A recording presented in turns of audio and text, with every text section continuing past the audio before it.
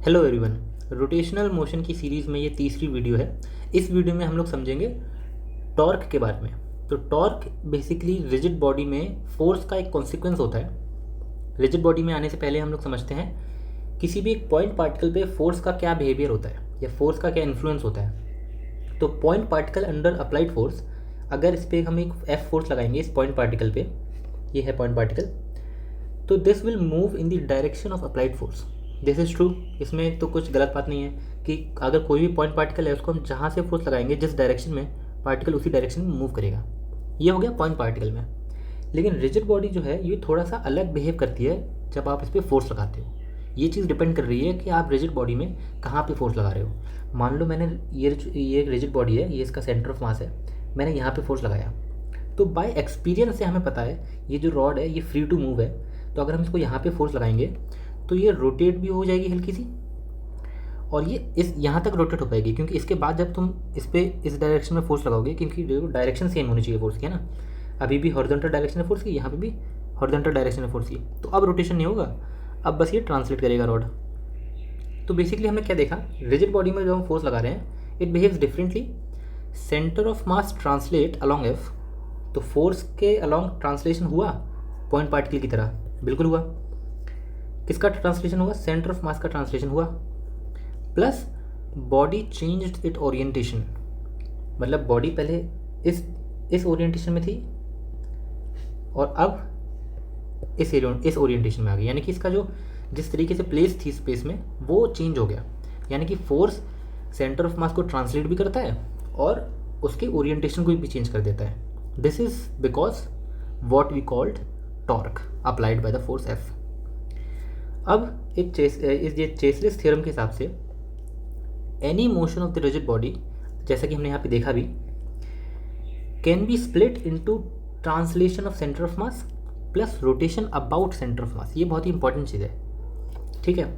यानी कि कोई भी कॉम्प्लिकेटेड मोशन है किसी भी रिजिड बॉडी का, उसको हम दो पार्ट में डिवाइड कर सकते हैं। एक तो होगा कि उसका सेंटर ऑफ मास कैसे ट्रांसलेट किया under that force, plus what is the rotation about centre of mass. Means अगर सेंटर ऑफ मास से एक एक्सेस निकल रही हो और ये पॉइंट फिक्स है, इट कैन नॉट मूव, तो इस बॉडी की रोटेशन क्या रही, वो चीज़।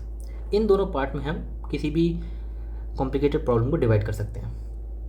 टॉर्क बाय डेफिनेशन क्या होता है, सेंटर ऑफ मास से मान लो किसी आर डिस्टेंस पे हमने फोर्स लगाया थीटा एंगल पे। Theta is the angle between the force applied and the radius R. तो जो टॉर्क की डेफिनेशन है that is R cross F which is R F sine theta. No what this sine theta means, क्योंकि ये तो definition easy है, आप रट लोगे इसको कि are F sine theta torque का फॉर्मूला है और थीटा जो है यहाँ पे आर और एफ के बीच में स्मॉलेस्ट एंगल है, ठीक है। लेकिन एक्चुअली इसका मीनिंग क्या है? एक्चुअली इसका मीनिंग ये है, देखो मान लो ये है हमारी एक्सेस ऑफ रोटेशन, ये रॉड है, इसके तीन केस अभी हम देखेंगे, ये तीन केस। ये जो एंड पॉइंट है this is the hinged here, means this is the fix point, means axis passing through this. मान लो प्लेन के ऊपर से एक्सेस जा रही है, प्लेन के अंदर तक जा रही है, परपेंडिकुलर प्लेन की एक्सेस है, this is the axis of rotation for this rod, ठीक है। अब ये जो कंडीशन है दिस इज डिफरेंट, यानी कि ये जो रॉड है this is not free to move. अगर ये रॉड फ्री टू मूव होती और इस पर आप किसी भी डायरेक्शन में फोर्स लगा रहे होते तो वो किस एक्सेस के अबाउट रोटेट करती? अगर आपने इस वीडियो को पहले 1-2 मिनट पहले हालांकि 1 मिनट पहले अच्छे से देखा होगा तो आप इसका आंसर दे सकेंगे।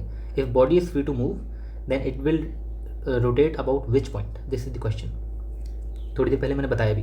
खैर एक्सेस ऑफ रोटेशन अभी ये है क्योंकि ये पॉइंट फिक्स है।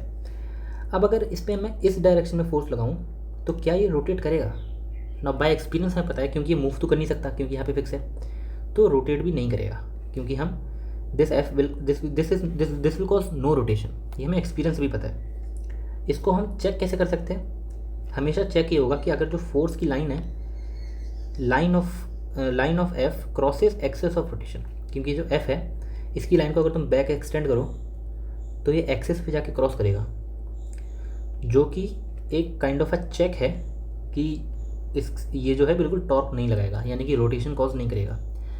ये तो हो गया मिनिमम रोटेशन की कंडीशन। मैक्सिमम रोटेशन कब होगा?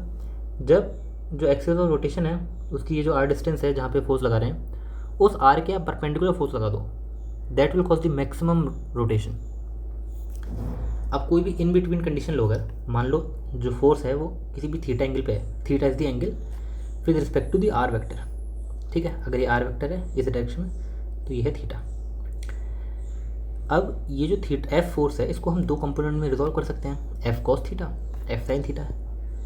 ये जो एफ कॉस थीटा है ये इस केस को करस्पॉन्ड करेगा, और ये जो एफ साइन थीटा है ये इस केस को करस्पॉन्ड करेगा, ठीक है।